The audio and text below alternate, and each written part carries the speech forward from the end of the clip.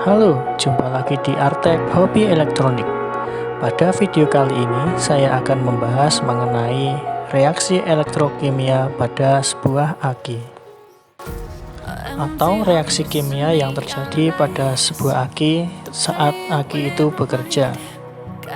Proses reaksi elektrokimia terjadi pada 4 tahapan, yang terdiri dari charger atau terisi penuh, discharging pengosongan, discharge kosong sepenuhnya, dan charging atau proses pengisian. Baik, mari kita mulai belajar dari proses tiap-tiap tahapan. Tapi untuk mengawalinya perlu kita bahas dulu mengenai bagian-bagian aki. Bagian pertama adalah kotak baterai.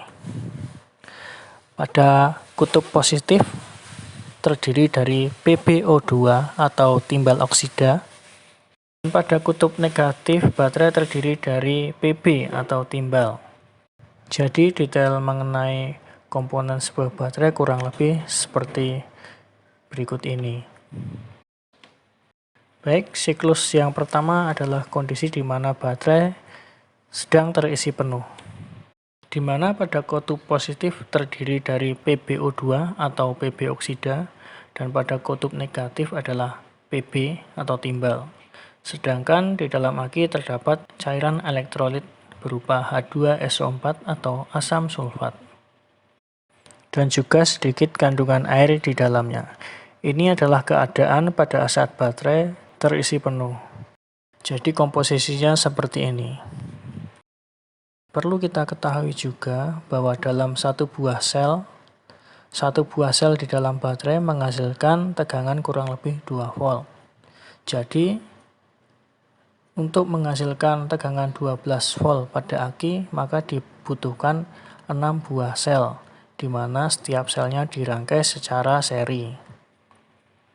Sedangkan untuk ampere pada sebuah baterai aki ditentukan oleh luasan plat pada masing-masing kutub.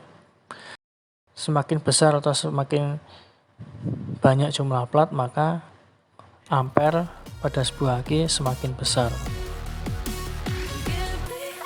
Baik, kemudian siklus yang kedua adalah discharging atau pengosongan. Berikut kita misalkan sebuah aki kita berikan beban sebuah lampu yang terhubung ke kedua terminal positif dan negatif.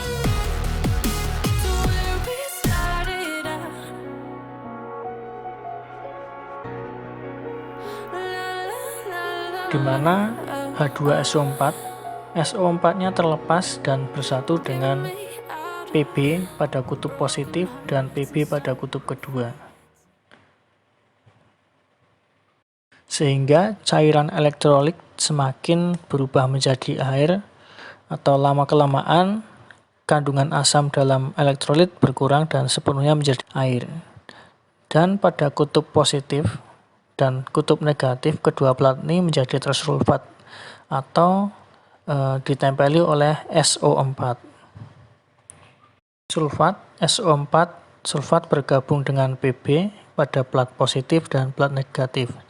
Sedangkan pada plat positif PbO2, oksigen yang sebelumnya bergabung dengan timah Pb melepaskan diri dan bergabung dengan H2, membentuk H2O. Setelah proses ini terjadi terus-menerus, maka sepenuh proses reaksi ini terjadi, maka tahapan selanjutnya adalah yaitu siklus yang ketiga, discharge atau kondisi baterai kosong, di mana kandungan elektrolit menjadi air sepenuhnya, atau kandungan elektrolit menjadi tipis dan sifatnya menjadi air sepenuhnya.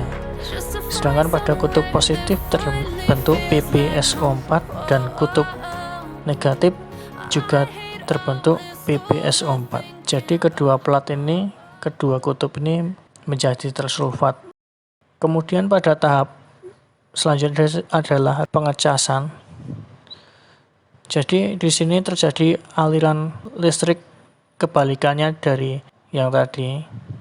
Jadi pada proses yang terakhir ini Sulfat pada kedua kutub positif dan negatif terlepas ketika mendapatkan aliran listrik.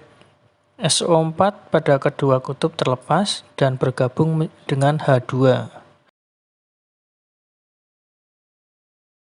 Kemudian oksigen terlepas kembali kepada kutub positif bergabung dengan Pb menjadi PbO2.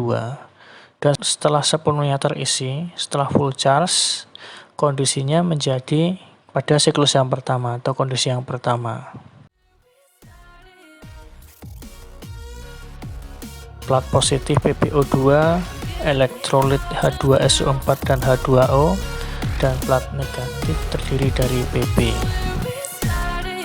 Baik, itulah penjelasan bagaimana mengenai cara kerja baterai atau reaksi elektrokimia pada sebuah baterai. Proses charge, discharge, discharging, dan charging. Proses ini terjadi secara terus-menerus sesuai dengan intensitas penggunaan aki. Baik, sekian video dari saya, semoga bermanfaat. Salam Artek Hobi Elektronik.